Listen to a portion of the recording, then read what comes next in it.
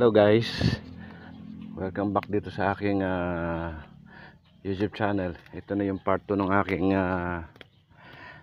paglilinis, pagdadamo rito sa likod bahay para hindi tayo ahasin. Ito, ang dami pa oh. Kaya nagkaroon ng part 2, magkakaroon pa ng part 3 kasi marami tong linisin ko dito.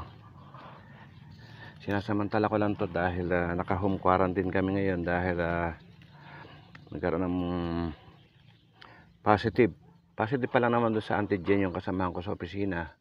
Kaya may narapat ng boss ko na wag na munang papasukin yung mga kasama niya. Kasama na nga ako doon. Kaya habang naka-quarantine, sulitin ko na muna tong paglilinis ko rito sa likod bahay namin. Alam mo naman, pag masukal, andun yung posibilidad na ahasin kayo, di ba? Ito guys, ang dami pa. Ayan, puputulin ko pa itong mga sanga rito. Ayan, lilinisin ko pa yan guys. Ayan, oh. Dami pa. Kaya sabi ko sa inyo, magkakaroon pa ng part 3 to. Ayan pa yung lilinisin ko.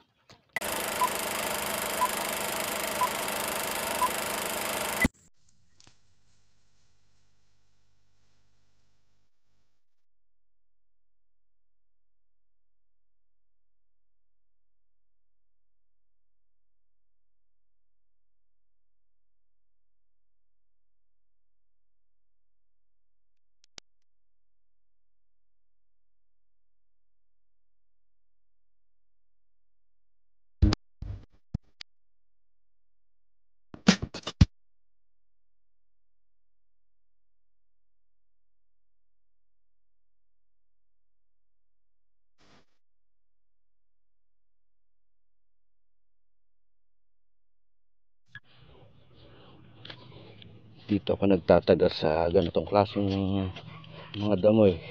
Hirap bunutin ito. Sakit na nung kamay ko, oh. Hapdi na. Masyado nakabaon to. Tsaka yung maliliit na ganito, meron pa makahiya. May mga tinik pa. Kaya sakit sa kamay tsaka sa daliri. Pag hindi mo naman kasi nilinis to, lalago ito. Aahasin tayo. Kailangan panatilihin malinis lagi itong ating paligid para hindi pagbahayan ng lamok, hindi pagbahayan ng ahas. Sakit oh, hirap bunutin. Pagod na ako, wala pa namang merienda. Wala pa namang my loves na magdadala ng merienda sa'yo. Kawawang buhay, oo. Sinasamantala ko to habang quarantine eh. Kaysa naman sa magtutulog ka, high blooding ka. Kawawa yung mga inakay.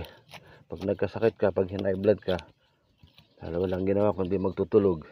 Kaya mas maganda ng maski masakit dito sa kamay, sa daliri, tiisin na lang. Diba guys? Kaya paano, maski masakit na exercise nang umaagos yung dugo sa mga ugat, pagpawisan.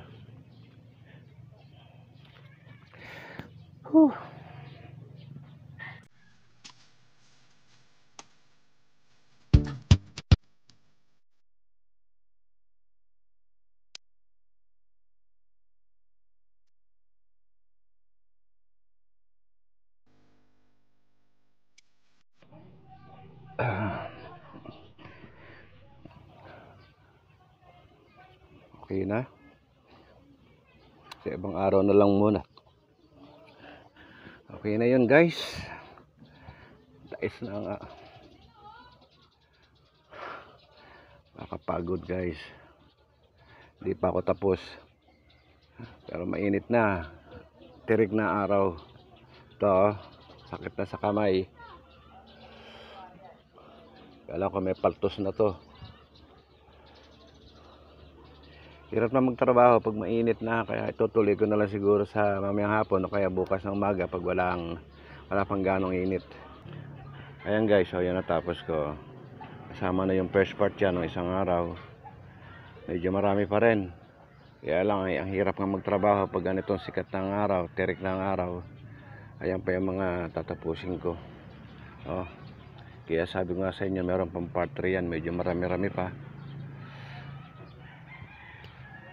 Sakit oh, sakit na nung kamay ko. Ayan oh. Minsan natutusok ng mga makahiya itong palad ko, kaya mahapdi. Titigil ko na, magpapahinga ko na muna at marami pa namang araw para tapusin to.